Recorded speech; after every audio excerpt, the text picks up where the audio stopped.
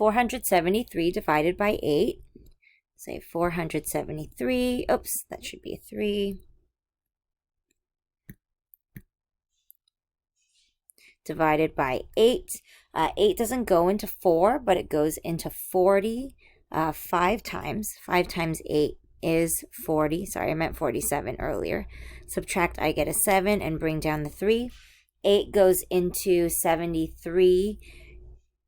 That's going to be 9 times. 9 times 8 is going to be 72. Subtract, I get a 1. If I allow for a remainder, then my answer is remainder 1. If I don't, I'm going to go ahead and continue dividing. So the quotient part is going to start 59, exactly the same. 40, subtract 7, bring down the 3, 72. I have a remainder 1.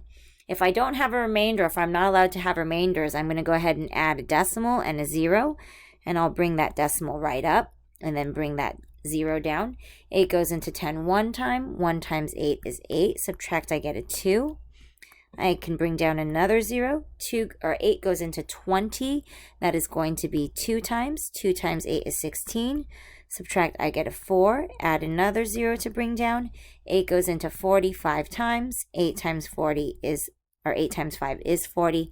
That is exact. So that would be my answer then. If I'm allowed to have a remainder, it would be 59, remainder 1. If I'm not allowed to have a remainder on this, it would be 59.125. And 125 would be equal to 1/8 as a decimal.